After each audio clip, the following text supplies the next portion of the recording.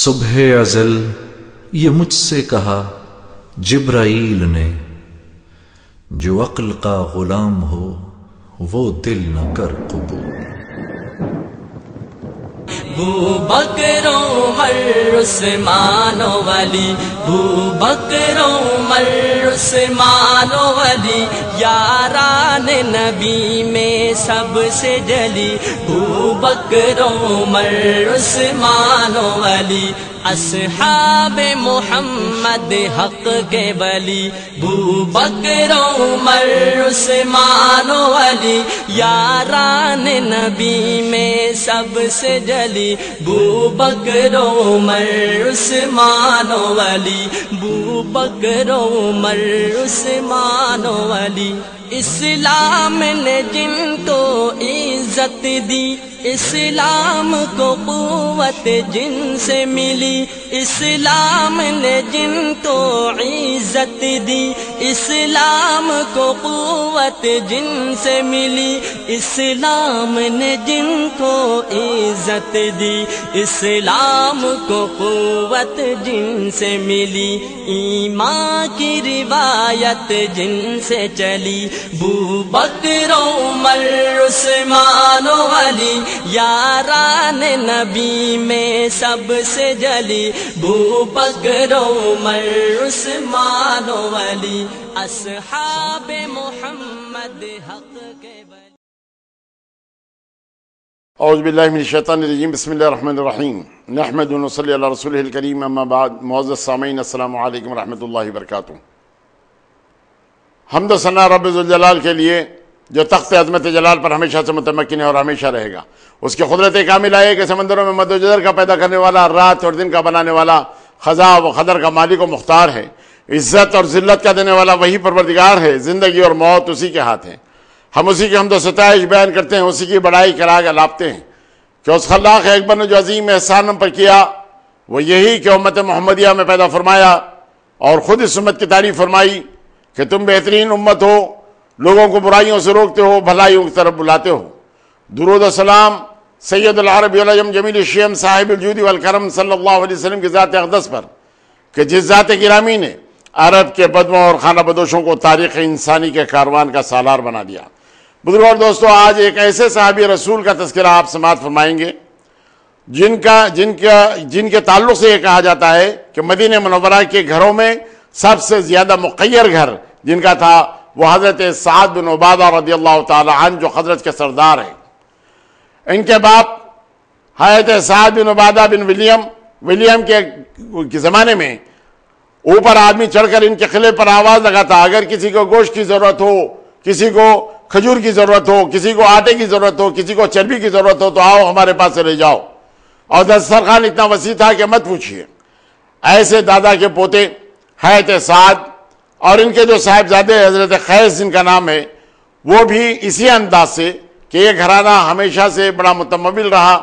اور بڑا خیرخواہ رہا اور لوگوں کو تمام کھلانے پلانے کے اندر بہت زیادہ مشہور رہا، اس لیے کہ قبیلے کی سرداری بھی تھی حضرت سعد بن عبادہ کی۔ اور اس کے بعد آپ نے جب ایمان قبول کیا، یعنی عقبہ کی گھاٹی میں حضرت مصعب بن عمیر کے آ جانے کے بعد، تو پھر جب یہ 73 آدمیوں میں شریک آپ بھی رہے اور اللہ کے نبی صلی اللہ علیہ وسلم کے پاس پہنچے اور اللہ کے نبی صلی اللہ علیہ وسلم کا دیدار فرمایا، اور اس کے بعد جب واپسی ہوئی تو معاملہ یہ ہوا کہ کفاران مکہ کو اس بات کا پتہ چل گیا کہ رات میں کچھ لوگوں نے عقبہ کی گھاٹی میں محمد بن عبداللہ کے ساتھ بیعت کی اور ان کو اپنے پاس آنے کی دعوت دی۔ اس وقت تو تمام لوگ آئے کفاران مکہ، اور اس میں جو شرکا تھے یعنی عبداللہ بن ابی بن سلول، جس کو اس بات کا پتہ نہیں تھا کہ مسلمانوں نے رات میں اللہ کے نبی صلی اللہ علیہ وسلم کے دست اقدس پر بیعت کی ہے، اس لیے ایک بڑے رازدارانہ انداز سے وہ کام ہوا کرتے۔ وہ آج کا زمانہ نہیں تھا کہ تمام کا تمام آشکارا ہو جائے، کام تھوڑا لیکن زیادہ آشکارا ہو جانا، یہ بات نہیں تھی، بلکہ جو بات راز میں رکھی جاتی تھی وہ بات راز میں رہتی۔ قبیلے والوں میں آئے ہوئے 500 آدمیوں میں کسی کو اس بات کا پتہ نہیں چلا کہ 73 آدمی اور 2 عورتوں نے اللہ کے نبی صلی اللہ علیہ وسلم کے دست اقدس پر ایمان لاتے ہوئے بیعت کی ہے۔ لوگوں نے آ کر جب پوچھا، کفاران مکہ نے پوچھا، تو عبداللہ بن ابی بن سلول نے بڑے الزام سے یہ بات کہی، اگر ایسا کوئی معاملہ ہو جاتا تو سب سے پہلے مجھے علم ہوتا اور میرے حکم کے بغیر یہ لوگ تو کوئی کام کرنے کرانے کے لیے بھی تیار نہیں۔ یہ وہ زمانہ تھا جب عبداللہ بن ابی بن سلول کو بادشاہ بنانے جانے کی تیاریاں ہو رہی تھیں، اور ادھر یہ لوگ تمام گزارش کر رہے تھے کہ اللہ کے نبی آپ ہمارے پاس آ جائیے، ہم اپنی جانوں سے زیادہ آپ کی حفاظت کریں گے، اپنا مال آپ پر نچھاور کریں گے، اپنے بچوں کو آپ پر تمام کا تمام لٹائیں گے، کسی قسم کی اپنی جانوں کی پرواہ کیے بغیر، اپنی اولاد کی پرواہ کیے بغیر ہم آپ کی حفاظت کریں گے، آپ ہمارے پاس آ جائیے۔ اللہ کے نبی صلی اللہ علیہ وسلم حکم خداوندی کے لیے رکے رہے، اور اس انداز سے جب حضرت منذر اور حضرت سعد بن عبادہ جب یہاں سے بیعت کر کے جانے لگے اور تمام قافلے سے بچھڑ گئے، تو کفارہ نے مکہ نے انہیں جا کر پکڑ لیا۔ پکڑنے کے بعد ان کو حرم کعبہ میں لایا گیا اور بہت زیادہ زرد و کوب کیا گیا، بال پکڑ کے ان کو گھسیٹتے رہے، لوگ مارتے رہے۔ اس کے بعد آپ کو یعنی اتنا زیادہ زرد و کوب کیا کہ مت پوچھئے۔ منذر تو ایک مقام پر بھاگ گئے وہ اپنا بچاؤ کرتے ہوئے، لیکن ان کے پاس گرفتار ہونے والوں میں حضرت سعد بن عبادہ تھے۔ تو اس وقت آپ نے دیکھا کہ گورا چٹا اونچا پورا ایک اچھا لہیم شہیم آدمی آپ کی طرف بڑھ رہا ہے، تو دل نے اس بات کی گواہی دی کہ یہ آدمی میرے ساتھ بہت اچھا سلوک کرے گا، اسی لیے کہ اس کے چہرے اور بشرے سے یہ بات آیا ہے کہ یہ تمام میرے اوپر مہربان ہو جائے گا۔ لیکن بڑا تعجب تو اس وقت ہوا، اس نے آ کر ایک چانٹا رسید کیا، ایک گھوسا رسید کیا، تو میں کہا کہ تمام کے تمام لوگ ایسے ہیں جو ان کو ظالم، ان کے اوپر کسی قسم کا بھروسہ نہیں کیا جا سکتا، اس لیے کہ اس کے چہرے بشرے کو دیکھنے کے بعد میں یہ سمجھتا رہا، لیکن اس نے ہی مجھے آ کر گھوسا مار دیا۔ یہ سہیل بن عمر جو خطیب قریش کہلاتے، یہ وہ شخص تھا۔ اس کے بعد ایک اور شخص آیا اور اس نے مجھ سے آ کر کہا کہ میرے بھائی، اس انداز سے اگر آپ مار کھاتے رہیں گے تو معاملہ ہوگا کیسا؟ آپ کے کوئی چاہنے والے ادھر ہیں یا نہیں؟ تو انہوں نے کہا کہ ہاں حارث ہیں، اور اس کے علاوہ مطعم بن عدی ہیں۔ تو اس وقت کہا کہ ان لوگوں کی دہائی دو، تو اس وقت انہوں نے دہائی دی اس بات کی کہ مطعم بن عدی اور حارث جو مدینہ منورہ میں آنے کے بعد حضرت سعد بن عبادہ کی نگرانی میں رہتے تھے، ان لوگوں کو لیے آواز دی۔ تو ان لوگوں کو جب معلوم ہوا کہ ایک شخص آیا ہوا ہے اور وہ مدینہ منورہ کا یعنی یثرب کا رہنے والا ہے، اور اہل مکہ اس کو بڑا زرد و کوب کر رہے ہیں، تو ان لوگوں نے پوچھا کہ آخر وہ ہے کون؟ تو کہا سعد بن عبادہ۔ تو کہا کہ سعد نے ہمارے ساتھ بہت احسان کیا ہے، ہمارے قافلوں کی بڑی نگرانی کی ہے، ان پر یہ ظلم نہیں ہو سکتا۔ اس انداز سے لوگ پہنچے، حارث اور مطعم بن عدی پہنچے، اور ان لوگوں نے جا کر انہیں امان دی۔ امان دینے کے بعد وہاں سے چھٹکارا ملا، تو پھر یہ اپنے شہر یثرب آ گئے جو مدینہ النبی بننے والا تھا۔ تو حضرت سعد اللہ کے نبی صلی اللہ علیہ وسلم کے ساتھ اس انداز سے سلوک کیا کرتے کہ جب اللہ کے نبی صلی اللہ علیہ وسلم مدینہ منورہ ہجرت کر کے آ گئے، اور حضرت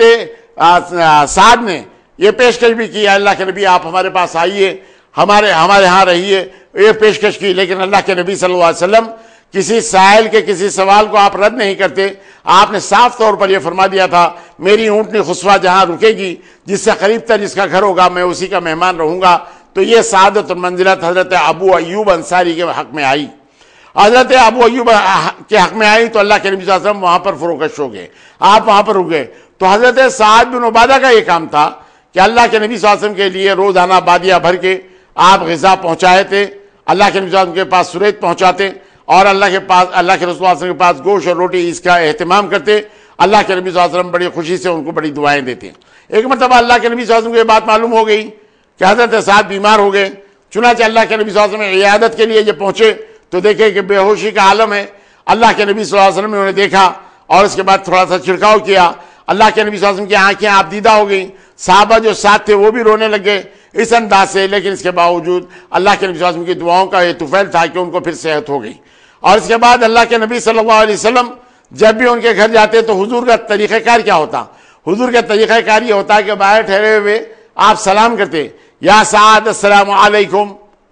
آپ نے بالکل آہستہ سے جواب دیا وعلیکم السلام یا رسول اللہ۔ پھر اس کے بعد اللہ کے نبی نے پھر سلام کیا، پھر آپ نے آہستہ سے جواب دیا۔ پھر اللہ کے نبی نے سوال کیا، سلام کیا، تو آپ نے بہت آہستہ سے جواب دیا۔ تو خیس نے کہا، بیٹے نے کہا، ابا جان اللہ کے نبی صلی اللہ علیہ وسلم بار بار سلام کر رہے ہیں اور آپ بہت آہستہ۔ کہا کہ خاموش رہو، میں اللہ کے رسول صلی اللہ علیہ وسلم کے ساتھ اس دعاؤں میں شریک ہونا چاہتا ہوں، اس سلامتی میں شریک ہونا چاہتا ہوں، اس لیے میں آہستہ جواب دیتا رہا۔ اور جب اللہ کے نبی صلی اللہ علیہ وسلم 3 مرتبہ آواز دینے کے بعد جب آپ گزرنے لگے تو فوراً جا کر کہا کہ اللہ کے رسول آئیے، اللہ کے رسول آئیے۔ تو چنانچہ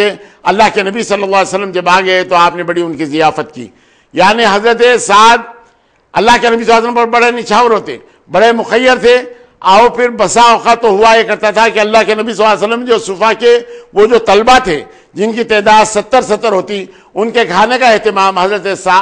سعد کے مقام سے ہی ہوا کرتا تھا. کبھی کبھار ان کو بلا دیا کرتے، کبھی کبھی ان کے پاس بھیج دیا کرتے. یہ حضرت سعد اس انداز سے بڑے مخیر تھے اور اللہ کے نبی صلی اللہ علیہ وسلم ان کو بڑی دعائیں دیتے تھے. بدر کی وہ وادی میں یعنی وادی زفران میں جب اللہ کے نبی صلی اللہ علیہ وسلم نے تمام صحابہ کرام سے مشورہ کیا تو ایک روایت کے مطابق وہ حضرت سعد بن معاذ بھی ہیں اور سعد بن عبادہ بھی ہیں. تاریخ تو یہ بتاتی ہے کہ ہو سکتا ہے کہ دونوں کی زبانوں سے وہی الفاظ نکلے ہوں اور پھر انہوں نے بھی نچھاوری کے لیے وہی کہا کہ اے اللہ کے نبی جب تک ہماری آنکھوں میں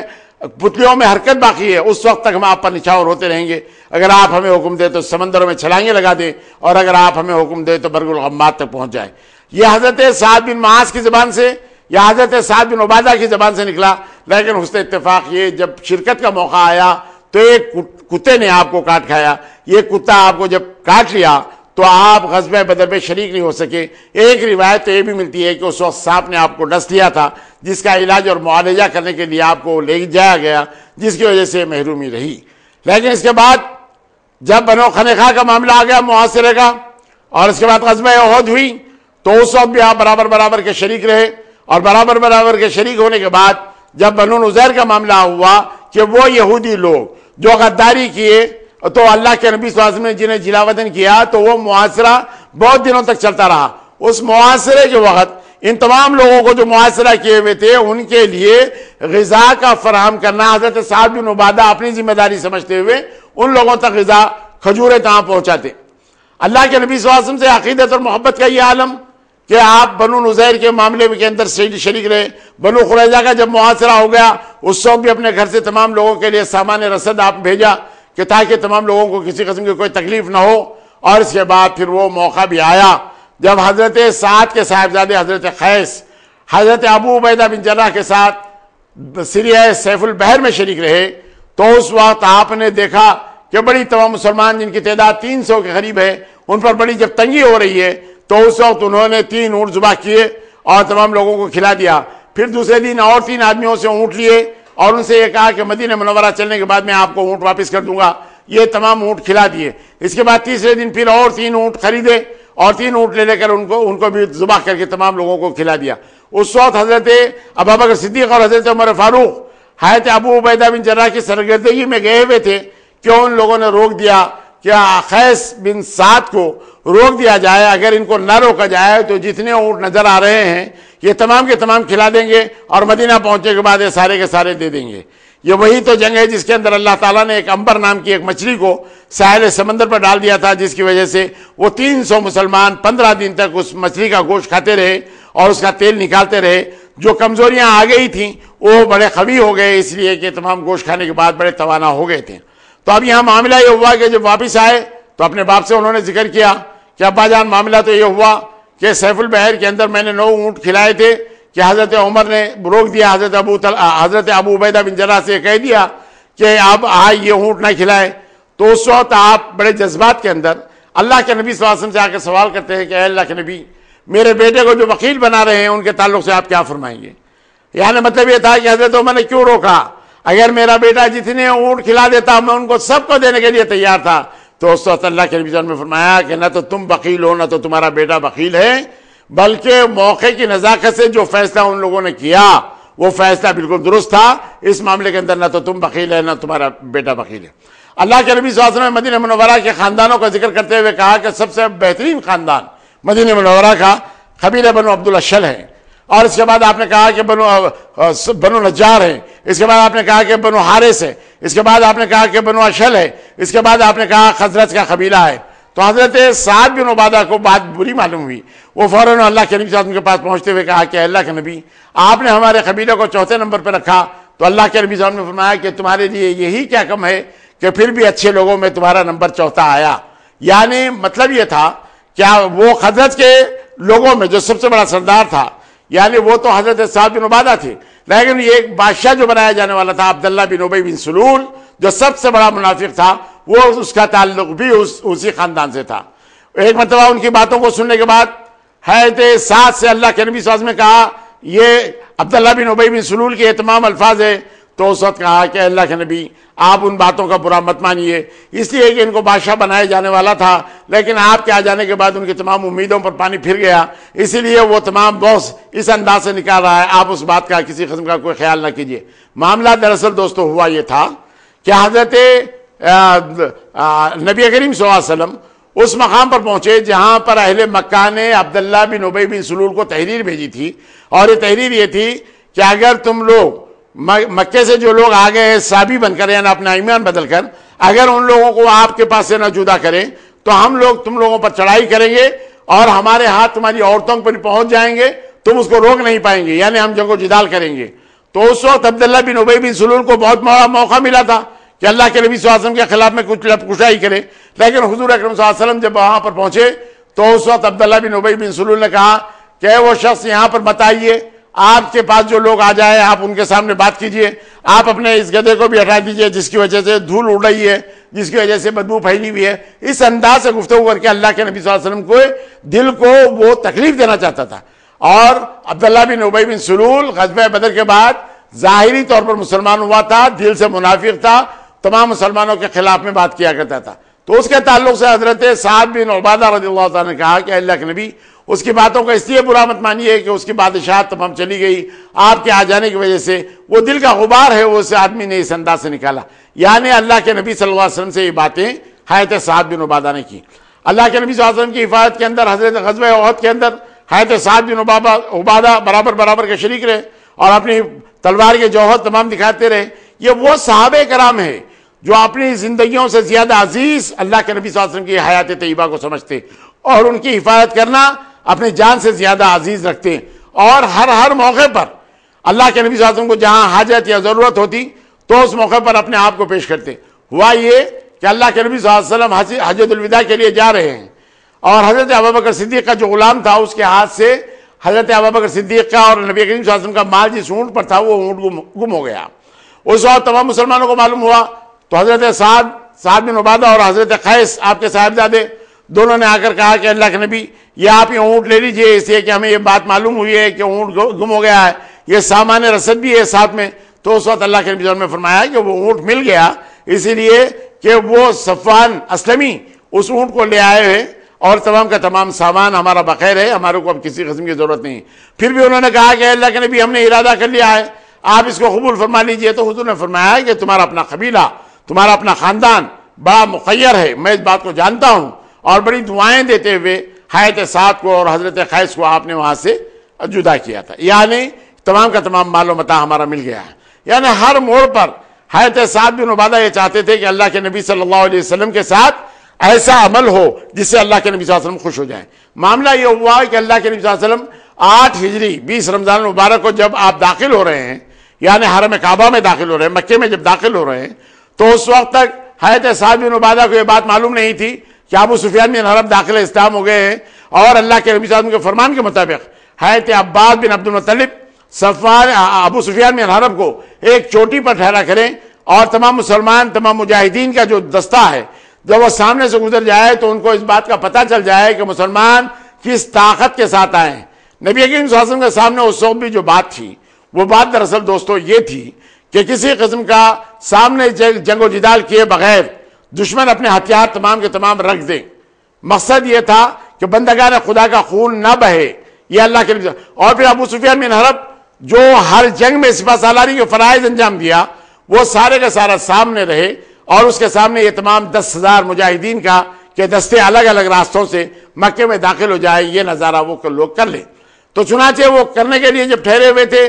تو حضرت سعد بن عبادہ جن کو خزرج کا پرچم ملا تھا وہ اپنا پرچم لہراتے ہوئے جب سامنے سے گزرے اور ابو سفیان بن حرب پر نظر پڑی تو کہا کہ آج غزوہ احد کا بدلہ ہم لیں گے اور تمام حرم کعبہ کے اندر ہم تمہارا خون بہائیں گے۔ اس انداز سے گفتگو کرتے ہوئے آج کعبے کو حلال کیا گیا ہے، اس انداز سے گفتگو کرتے ہوئے حضرت سعد بن عبادہ گزرتے ہیں۔ اور اس کے بعد اللہ کے نبی صلی اللہ علیہ وسلم انصار و مہاجر کے جھرمٹ میں اللہ کے نبی صلی اللہ علیہ وسلم بیٹھے ہوئے ہیں، ایک طرف ہے حضرت ابوبکر صدیق اور دوسری طرف اسید بن حضیر۔ اس انداز سے اللہ کے نبی صلی اللہ علیہ وسلم جب داخل ہو رہے ہیں تو ادھر حضرت ابو سفیان بن حرب کا عالم کیا، ہر موقع پر چونک جاتے اور پوچھتے عباس یہ کون سا قبیلہ ہے، تو حضرت عباس بن عبد بتائے تھے یہ بنو سلیم ہے، یہ بنو جوہینہ ہے، یہ بنو غفاریہ ہے، یہ ان کے سردار ہیں. اس انداز سے گزر جاتے. تو اس وقت جب اللہ کے نبی صلی اللہ علیہ وسلم کو انہوں نے دیکھا تو اس وقت آپ نے پکار کر کہا ابو سفیان بن حرب نے کہ اے اللہ کے رسول، کیا آپ نے سنا سعد بن عبادہ نے کہا کہ آج خانہ کعبہ کے اندر تمام قتل و خون ہوگا، قریش کا خون بہایا جائے گا؟ تو نبی کریم صلی اللہ علیہ وسلم کے زبان مبارک سے نکلا آج خانہ کعبہ کی عظمت کا دن ہے، آج خون خرابہ نہیں ہوگا. اور اگر سعد بن عبادہ نے کہا تو غلط کہا ہے اس نے. اور فوراً حضرت عبد الرحمن بن عوف نے اور دوسروں نے کہا کہ اللہ کے نبی یہ بڑے جذباتی انسان ہے حضرت سعد بن عبادہ، کہیں ایسا نہ ہو جائے کہ اپنی تلوار کو میان سے نکال دے اور کچھ تو خون شروع ہو جائے، فوراً انہیں معزول کیا جائے. تو اللہ کے نبی صلی اللہ علیہ وسلم نے حضرت علی بن ابی طالب سے یہ فرمان دے کر بھیجا کہ سعد بن عبادہ کو میں معزول کرتا ہوں اور خیز بن سعد کو یہ علم دیتا ہوں. یعنی باپ کو معزول کر رہے ہیں. فراست رسول اکرم صلی اللہ علیہ وسلم غور فرمائیے کہ باپ کو معزول کر رہے ہیں، بیٹے کو سپہ سالاری کے فرائض انجام دینے کے لیے کہہ رہے ہیں. اور بیٹے کو جب سپہ سالاری کے فرائض انجام دیے تو اس وقت حضرت سعد نے کہا کہ اللہ کے نبی صلی اللہ علیہ وسلم نے یہ فرمان بھیجا، اس کی میں کیسے تصدیق کروں؟ تو اللہ کے نبی صلی اللہ علیہ وسلم کو معلوم ہوا تو آپ نے وہ سیاہ امامہ بھیجا کہ بلا شبہ حضرت علی بن ابی طالب نے جو بات کہی ہے وہ میری اپنی زبان سے نکلی ہوئی باتیں ہیں. یعنی میں تم کو معذور کرتے ہوئے حضرت خیس کو یعنی بیٹے کو علم دیتا ہوں. چنانچہ حضرت خیس سپہ سالار بنا دیے گئے اور باپ کو معزول اس انداز سے کیا گیا تاکہ مکہ حرم کعبہ میں کچھ تو خون نہ ہو، لوگوں کا خون نہ بہایا جائے اس انداز سے. یہ بڑے جذباتی آدمی تھے. اور پھر ہوا یہ کہ اللہ کے نبی صلی اللہ علیہ وسلم کے اس دنیا سے پردہ فرمانے کے بعد ابھی اللہ کے نبی صلی اللہ علیہ وسلم کی تدفین عمل میں نہیں آئی، لیکن حضرت سعد بن عبادہ رضی اللہ تعالیٰ عنہ کے اس گھر میں جو سقیفہ بنو سعدہ کہلاتا تھا وہاں تمام کے تمام انصاری صحابی بیٹھے ہوئے ہیں اور چاہتے یہ ہیں کہ حضرت سعد بن عبادہ کو خلیفہ منتخب کر لیں. ادھر بات پہنچی حضرت ابوبکر صدیق، حضرت ابو عبیدہ بن جراح، حضرت عمر فاروق، حضرت عبد الرحمن بن عوف سقیفہ بنو سعدہ پہنچتے ہیں. اور پہنچنے کے بعد انہوں نے دیکھا کہ حضرت سعد بن عبادہ ایک کمل اوڑے ہوئے تمام پڑے ہوئے بیمار تھے، لا کر ان کو تمام محفل کے اندر بٹھا دیا گیا تھا. وہ کمر اوڑے ہوئے لیٹے ہوئے تھے. اس وقت حضرت عمر نے بڑی ذرا تنگی کی بات کہی، لیکن حضرت ابوبکر صدیق نے موقع کی نزاکت سے انہیں خاموش کیا. اس وقت حضرت ابو عبیدہ بن جراح نے تمام لوگوں کے دل اور دماغ کو اس انداز سے کھولا کہ اے گروہ انصار، بلا شبہ یہ وہ لوگ ہیں جی تم لوگ وہ ہو جس کی وجہ سے اسلام کی بقا رہی، اسلام کی ترقی ہوتی رہی. کیا آج وہی تلواریں پھر اسلام میں درار ڈالنے کے لیے نکلیں گی؟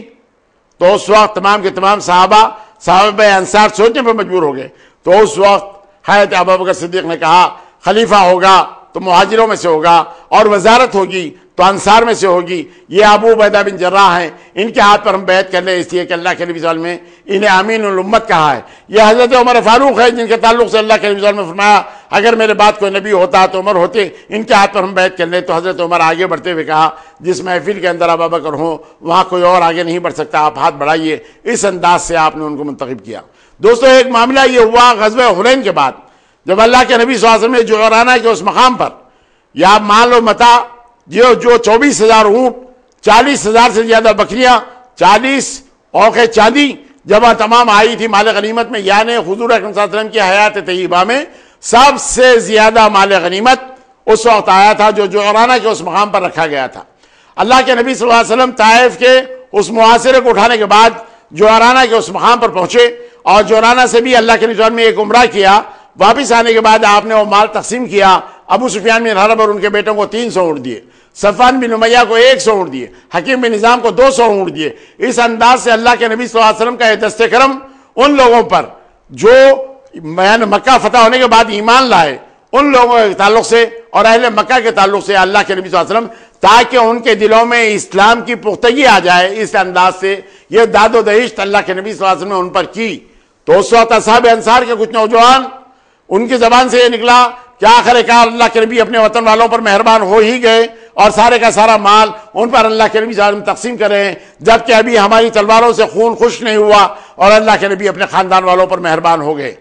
اس بات کو لیے ہوئے حضرت سعد بن عبادہ اللہ کے نبی صلی اللہ علیہ وسلم کے پاس پہنچتے ہیں اور انہوں نے کہا کہ اللہ کے نبی میری اپنے قوم کے نوجوان اس انداز کی گفتگو کر رہے ہیں کہ آپ اپنی قوم والوں پر مہربان ہو گئے. اللہ کے نبی صلی اللہ علیہ وسلم نے پوچھا تمہارے دل کا کیا حال ہے؟ تو اس وقت حضرت سعد بن عبادہ نے کہا کہ میں اپنے قوم کے بچوں کے ساتھ ہوں. یعنی ہم کوئی کی کوئی بات اس انداز سے کہ مت پوچھئے یعنی کسی قسم کی غلط بیانی سے کام لینا ان کا اپنا طریقہ ہی نہیں رہا. ان کا ترے امتیاز تو یہ تھا کہ حق و صداقت کی جو بات ہو، دل نے جس بات کو گواہ کیا، دل میں جو بات گزر رہی ہے یا دل اور دماغ میں جو بات آ رہی ہے، اس کا برملا اقرار آپ نے کرتے ہوئے کہا کہ میں اپنی قوم کے بچوں کے ساتھ ہوں. تو حضور اکرم صلی اللہ علیہ وسلم نے فرمایا کہ ایک چرمی خیمے میں، یعنی ایک چمڑے کے خیمے کے اندر تمام انصاری صحابہ کو جمع کریں، وہاں پر کوئی مہاجر نہ رہنے پائے. چنانچہ تمام انصاری صحابہ کو جب جمع کیا گیا تو اللہ کے نبی صلی اللہ علیہ وسلم وہاں پر پہنچنے کے بعد پوچھا کوئی یہاں پر مہاجر ہے؟ تو کہا کہ ایک لڑکا ایسا ہے جس کی ماں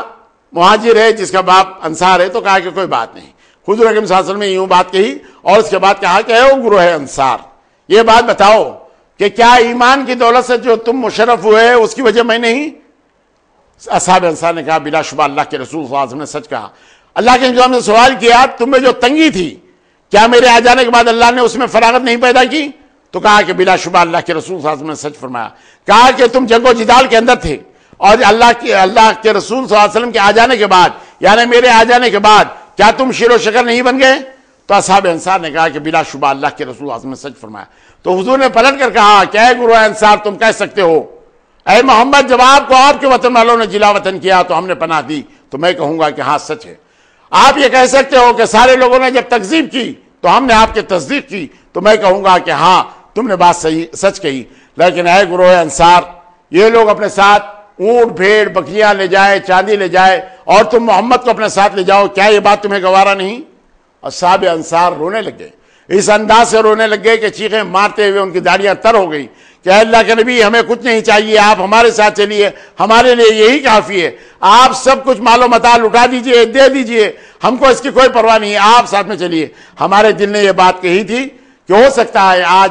اپنے وطن والوں پر مہربان ہو گئے اور اللہ کے نبی صلی اللہ علیہ وسلم کو وطن کی محبت آ گئی اور آپ شاید یہاں پر رک جائیں گے. تو اس وقت اللہ کے نبی صلی اللہ علیہ وسلم نے فرمایا کہ تم جانتے ہو کہ میرا نام کیا ہے؟ میرا نام محمد ہے. میں نے تم سے وعدہ کیا ہے کہ تمہارا خون میرے خون کے ساتھ، تم جس سے صلح کرو گے میں اس سے صلح کروں گا، تم جس سے جنگ کرو گے اس سے میں جنگ کروں گا. کیا میں اپنے وعدے سے پھر جاؤں گا؟ تم یہ لوگ تصور کرتے ہو میرا مرنا جینا سب تمہارے ساتھ رہے گا. اللہ کے نبی صلی اللہ علیہ وسلم نے فرماتے ہوئے اصحاب انصار کو، ان کی اولاد کو، اولاد کی اولاد کو آپ نے دعائیں دی، اے اللہ اصحاب انصار کا بھلا کر، ان کی اولاد کا بھلا کر، ان کی اولاد کی اولاد کا بھلا کر. اس کے بعد اللہ کے نبی صلی اللہ علیہ وسلم نے فرمایا اے گروہ انصار تم تو وہ ہو میرے جو جسم سے لگا ہوا کپڑا ہے، تم تو شعار ہو، دوسرے تو دسار ہے، اوپر ہی کپڑے ہیں. اگر میں مکے میں نہ پیدا ہوا ہوتا تو تم ہی میں کا ایک فرد ہوتا، اور تم جس وادی میں چلنا پسند کرو گے میں اسی وادی میں چلنا پسند کروں گا. اللہ کے نبی صلی اللہ علیہ وسلم نے اصحاب انصار کی تعریف و توصیف اس انداز سے فرمائی کہ لوگ چیخیں مارتے ہوئے کہنے لگے اللہ کے نبی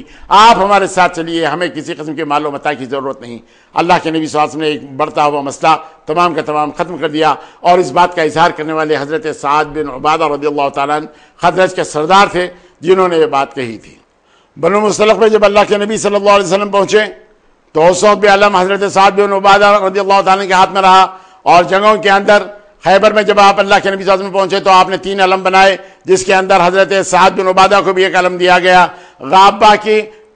میں جو اللہ کے نبی صلی اللہ علیہ وسلم نے اس غزوے میں شرکت کی تو اس وقت اپنا جانشین حضرت سعد بن عبادہ رضی اللہ تعالیٰ کو مدینہ منورہ میں رکھا کہ تمام دیکھ بھال یہ ہو، اس لیے کہ غابہ کی چراگاہ سے ان لوگوں نے تمام مسلمانوں کے اونٹوں کو بھگا لے جانے کے اندر کامیابی حاصل کرنے کی کوشش کی، لیکن اس کے باوجود وہ لوگ کامیاب نہ ہو سکے اور اللہ کے نبی صلی اللہ علیہ وسلم کے تعاقب کے بعد وہ تمام کا تمام مال و متاع مدینہ منورہ کو تمام بھیج دیا گیا. لیکن اس وقت مدینہ منورہ کی جو ذمہ داری، مسجد نبوی کے نماز کی ذمہ داری اس وقت تھی تو حضرت سعد بن عبادہ رضی اللہ تعالیٰ عنہ خزرج کے سردار کے ہاتھ میں رہی اور خزرج کا سردار اس معاملے کو بڑی حسن و خوبی کے ساتھ تمام انجام دیتا رہا. اللہ کے نبی صلی اللہ علیہ وسلم ہر جنگ کے اندر آپ کو تمام علم دیا کرتے. آج معاملہ یہ ہوا ایک روایت کے مطابق جب حضرت ابوبکر صدیق سقیفہ بنو سعدہ کے اندر آپ خلیفہ منتخب ہو گئے تو حضرت سعد بن عبادہ نے کہتے یہ ہیں کہ آپ کے ہاتھ پر بیعت نہیں کی. لیکن دوسری روایتیں یوں ملتی ہیں کہ اگر حضرت سعد بن عبادہ حضرت ابوبکر صدیق کے ہاتھ پر اگر بیعت نہ کرتے تو مسلمان انہیں شام جانے کی اجازت نہیں دیتے، اس لیے کہ اس کے بعد وہ شام چلے گئے. شام میں ہی سکونت اختیار کی، وہیں نے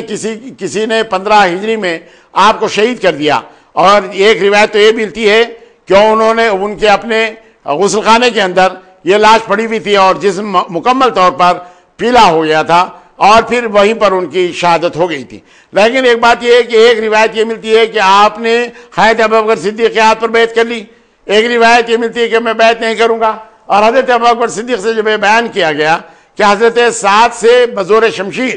بیعت لے لی جائے اس لیے کہ مسلمانوں میں کسی قسم کا تفرقہ نہ ہو,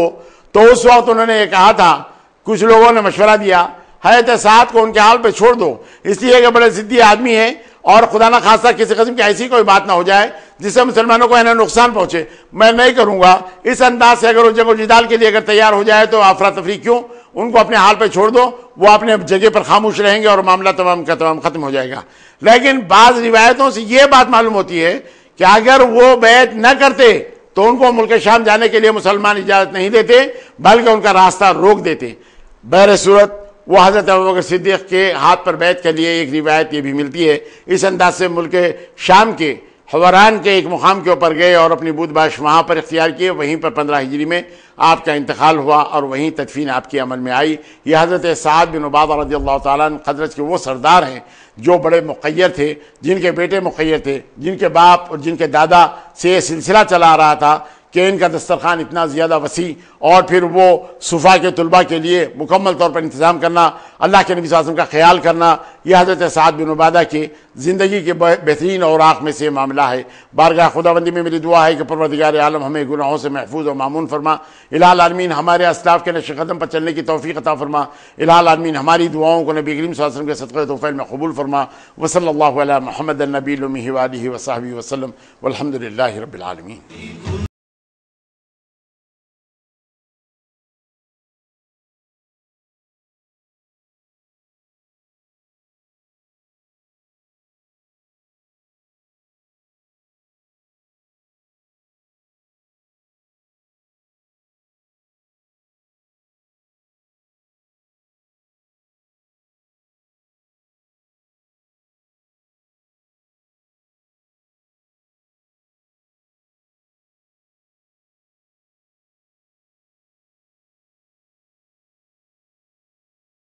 ربي